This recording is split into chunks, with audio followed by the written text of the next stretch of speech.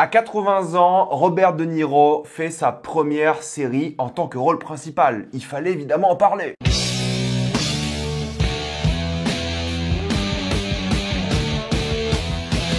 Zero Day. Comme d'habitude, jusqu'à la minute indiquée dans le titre de la vidéo, il n'y aura pas de spoilers, restez tranquille, après on va tout spoiler. Zero Day est l'histoire d'une cyberattaque qui va énormément bousculer les États-Unis et c'est là qu'un ancien président, interprété par Robert De Niro, sera appelé afin de créer un conseil qui s'occupera des terroristes, sauf que les choses vont dégénérer assez vite. C'est en effet la première série où Robert De Niro a un rôle principal. Il avait déjà fait des séries à l'époque, mais c'est une star de cinéma avant tout, De Niro. Mais là, il tente l'expérience, il va jouer un personnage pendant 5 heures, parce que oui, Zero Day, c'est 6 épisodes d'environ 50 minutes, et c'est ce qu'il a dit. Il voulait tenter une expérience un peu différente, il voulait essayer la série télé, et le scénario lui plaisait. Et ça m'étonne pas que le scénario lui ait plu, parce que vu à quel point il est politisé comme mec, ça m'étonne pas qu'une série aussi politique l'intéresse, parce que oui, il joue un président dedans. Pour parler un peu de l'ambiance, en gros, c'est bel et bien les États-Unis qui ont subi une cyberattaque terroriste qui ont plongé le pays dans le chaos. C'est-à-dire qu'il n'y avait plus d'électricité, plus de contacts, plus de réseau, ça a tué énormément de personnes, coincé beaucoup de personnes dans des endroits où ils ne devaient pas être coincés. Rendez-vous compte, un pays sans électricité, même pendant quelques secondes, c'est énormément de risques d'avoir beaucoup de problèmes. Donc on va vraiment voir cette attaque terroriste avoir lieu et comment ce personnage-là va, dans une série, je le précise, pas d'action, une série fondamentalement politique, un thriller avant tout, même psychologique, je dirais, comment cet homme-là, qui est un ancien militaire devenu président, va retourner dans le monde politique. Normalement, il est à la retraite. D'ailleurs, il prépare un livre de sa carrière, de sa vie, son mémoire. Mais la présidente actuelle l'appelle. On a besoin d'un homme d'époque qui peut réunir de manière bipartisane tout le monde. Parce que c'est un peu la grosse thématique, c'est qu'en fait, ce mec-là, c'est un technocrate. En théorie, il a pas de parti. D'ailleurs, on parle jamais de républicain, démocrate. C'est un mec qui était président à l'époque, qui a fait qu'un mandat d'ailleurs. Du coup, il y a une sorte de suspense par rapport au fait, est-ce qu'il va retenter un mandat lors de cette saison ou pas. Mais c'est une mini-série, hein, je précise. C'est terminé, l'histoire est finie. Et vu qu'il va un peu intervenir dans la ville d'un point de vue tout à fait naturel sans être embauché, on va l'embaucher pour ce conseil-là. Et du coup, vu que c'est un homme de l'époque où l'Amérique était un peu nostalgique, il revient dans un monde politique sans mandat pour le coup, où le pays a changé. Et c'est ça qui est drôle, c'est qu'il va faire des speeches tout le temps dans la série. Mais ce qui est intéressant, c'est pas que le côté politique, c'est le côté un peu parano de l'œuvre et le fait que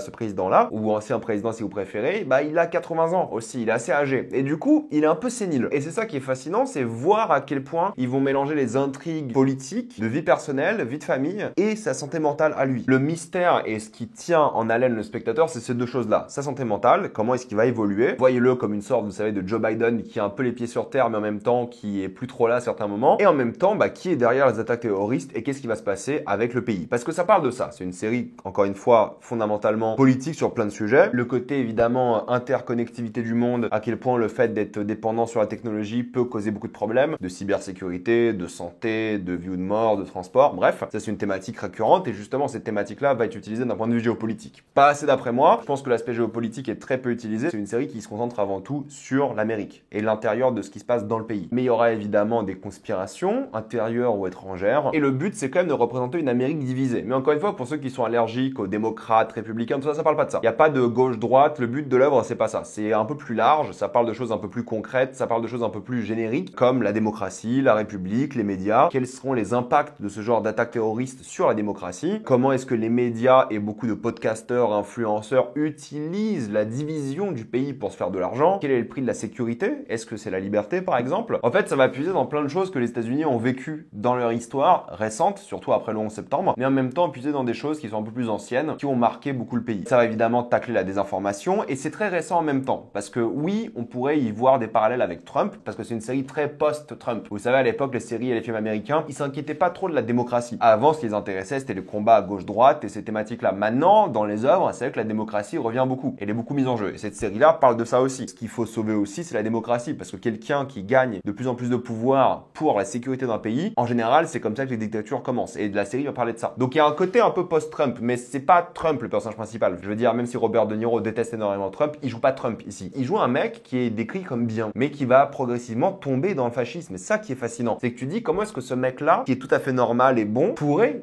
faire chuter la démocratie. Est-ce qu'il a fait chuter ou pas? Je vous laisse voir la série. Mais c'est vrai que c'est ça qui est intriguant. Et ça que je trouve très humain, c'est qu'ils ont pris des choses graves, mais ils les ont beaucoup humanisées pour nous faire comprendre de pourquoi et presque limite l'accepter. Du coup, il y a plein d'opposants politiques, il y a plein d'opposants dans la famille. Le mec prend de plus en plus de pouvoir. Il y a un peu un doute qui se crée sur lui et sur s'il est vraiment bon ou pas. Mais en même temps, ça va parler de plein de choses sérieuses par rapport à la santé mentale, les traumatismes, la démence aussi évidemment. Il y a un peu une analogie sur l'old school et le new school avec la technologie qui est pas très développée mais un peu présente. Et je trouve que fatalement, ça tacle beaucoup de sujets avec la démocratie comme le centre de celle-ci, mais de manière un peu superficielle. Il y a peu de passages où je me suis dit ça c'est intelligent, c'est nouveau, c'est brillant, c'est une belle approche. Je veux dire l'approche la plus intéressante, c'est que ce mec-là encore une fois, c'est un bon mec qui commence à vriller, où t'as l'impression qu'il va vriller. C'est ça le truc fascinant. Il y a un côté aussi où ils ont du mal à mélanger un peu la critique et satire politique avec le côté thriller d'espionnage, parce qu'il y a un côté très espionnage aussi avec les différents bureaux, des trucs top secrets et tout. Et je trouve que pour les 5 heures de série, il y a trop de choses. Il y a vraiment trop de choses et je trouve que ça fait un peu souffrir la série. Par exemple, en termes d'acting, tout le monde est bon. De Niro, il est bon. Il m'a pas vraiment marqué, d'ailleurs aucun acteur, mais ils sont tous bons. Par contre, en termes de personnages, il y en a trop d'après moi. Il y en a trop, ils sont pas assez développés, ils ont pas une belle évolution et t'as des trucs qui auraient dû être plus développés, plus longs, qui auraient dû être plus satisfaisants,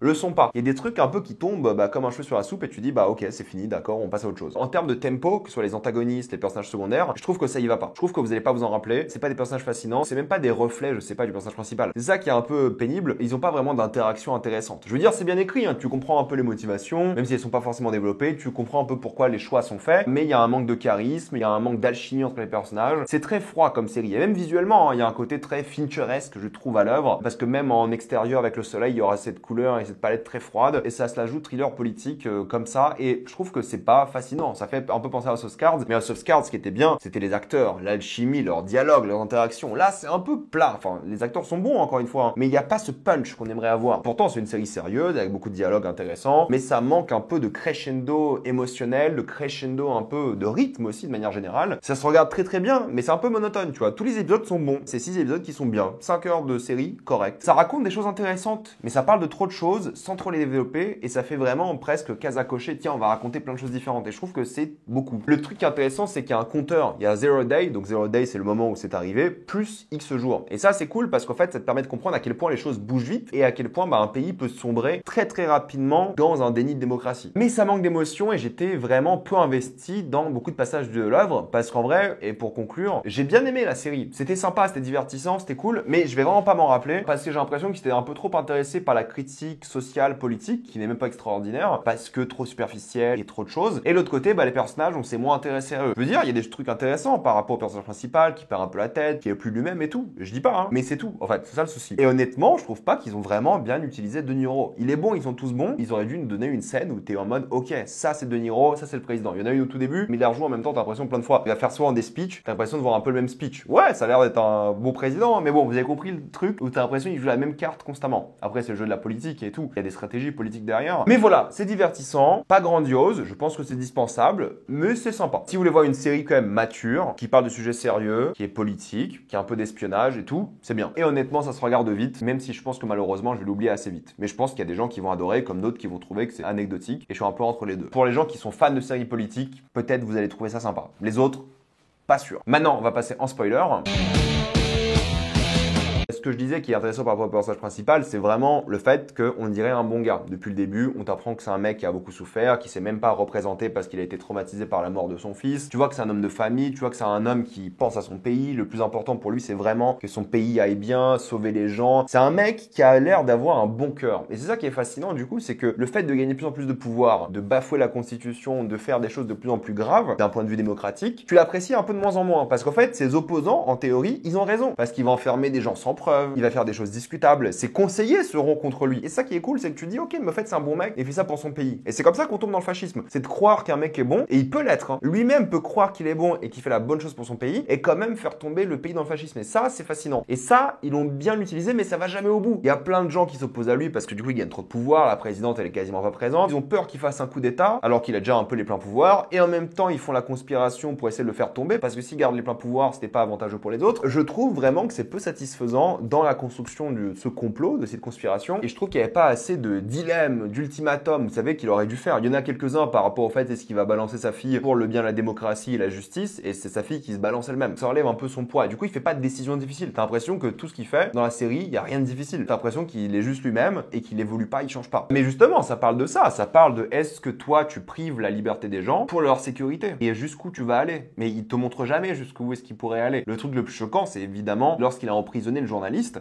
qu'on voit bien inviter des gens problématiques sur son réseau, lorsqu'il est kidnappé, limite pour lui c'est du pain béni parce qu'il va gagner en followers, en argent, mais il a été torturé sans preuve en réalité. Et ça, c'est un comportement de fasciste. C'est ce que faisait l'Amérique à l'époque, quand il mettait en prison des terroristes qui avaient rien fait au final, et qu'il est torturé à Guantanamo et des choses comme ça. Donc ça joue un peu sur ça. Ça nous rappelle qu'en fait l'Amérique, ils ont des comportements fascistes depuis un moment. Et la manière dont ils traitent les fameux terroristes ou potentiels terroristes a toujours été grave, que ce soit depuis le Patriot Act d'ailleurs qu'ils citent, ou même après. C'est même pas une question de droite-gauche ici, c'est une question juste d'Amérique. Ils l'ont tous fait, peu importe leur parti. Et c'est ça que je trouve un peu dommage, c'est que la conspiration, elle est pas assez intéressante, on plonge pas assez dedans, on comprend les motivations des gens derrière le complot. Utiliser la privation de liberté pour avancer leurs idées et que ça aille vite, pour leurs intérêts. Mais en même temps, c'est vrai que les liens qui se font entre les institutions d'espionnage et autres, et en même temps ceux qui complotent, ne te donnent rien de satisfaisant dans l'œuvre. Tout s'enchaîne de manière assez simple, sans trop de conséquences. Sauf un, j'en parle dans quelques secondes. Mais ça revient sur la thématique aujourd'hui aux États-Unis et dans l'art de manière générale, c'est que là-bas, chez eux, maintenant, l'ennemi, c'est plus la Russie. L'ennemi est à l'intérieur. L'ennemi est dans le Sénat, dans leur parlement, dans leurs institutions, au FBI, la CIA, ces choses comme ça. C'est ça la vraie thématique de l'Amérique post-Trump. Le premier gros danger pour l'Amérique, c'est l'Amérique elle-même. Et justement, voir cet homme qui est sénile, tu dis vraiment qu'il est en train de perdre la tête, mais en même temps, il y a cette arme qui intervient. Ah, on a une arme neurologique qui peut rendre fou les gens. Et que l'arme soit vraie ou pas, tu vois, peu importe qu'il l'ait utilisé ou pas. Peu importe parce que la thématique, le symbole, c'est que lui perd la tête, lui a été traumatisé par la mort de son fils, lui stresse. Et que cette démence soit une arme politique ou pas, c'est avant tout pour parler du traumatisme et le fait que la mort de son fils lui a fait énormément de mal et il s'est jamais remis de ça. Il a échoué de protéger la personne la plus chère dans sa vie et il s'en est jamais remis. Surtout qu'en plus après, t'apprends qu'il y avait une infidélité, des choses comme ça. Mais c'est son fils qui l'a traumatisé, d'où la chanson qui revient en boucle. Tu vois qu'il s'est jamais remis de cet acte-là. C'est pour ça qu'il voit des gens disparus du même âge que son fils. C'est pour ça qu'il a du mal avec la jeunesse aussi. Et justement, la mort du personnage de Jesse Plemons, ce qui est intéressant, c'est que tu vois que le mec, lui aussi, était un peu dans le complot. Il était de différents côtés et il a été puni pour ça. Et justement, son suicide, entre guillemets, qui est pas un suicide, fait penser à son fils. Et du coup, ça crée un doute. Est-ce que son fils est mort aussi pour l'empêcher de redevenir président à l'époque? Tu vois, c'est fortement sous-entendu. Son fils spirituel qui est mort, c'est comme son fils à l'époque. Et c'est d'ailleurs là le premier indice ou la première chose intéressante de mise en scène quand tu penses que c'est le présent alors que c'est un flashback. Mais c'est tout. Même la relation avec sa fille, j'ai trouvé assez simple. Le fait que c'est elle qui prenne la bonne décision, qu'elle accepte la justice et l'impact qu'elle aura, c'est intéressant, mais du coup ça crée moins d'enjeux et des choses moins fascinantes en termes de série. Et même le discours qu'il fait à la fin, je l'ai pas trouvé si marquant que ça au final. Je trouve que émotionnellement c'était pas assez fort. Peut-être il fallait 8 épisodes au lieu de 6, mais j'ai l'impression que ça a été rushé, ça allait un peu vite. Voilà, mettez-moi dans les commentaires ce que vous en avez pensé, avez-vous adoré ou détesté, j'ai envie d'avoir votre avis. Avant de quitter cette vidéo, pensez à utiliser le lien dans la description, le code épinglé, afin de débloquer toutes les plateformes de streaming en toute accessibilité, sécurité et avec beaucoup plus d'œuvres. Tout ça avec CyberGhost VPN pour 2,03€ par mois plus 4 mois gratuits. Foncez sur l'offre. Pensez à vous abonner à la chaîne pour voir les prochaines vidéos. Mettez un j'aime, ça aide beaucoup la chaîne. Suivez-moi sur tous mes réseaux pour plus de formats courts ou live. Et moi je vous dis à la prochaine fois. Salut à tous.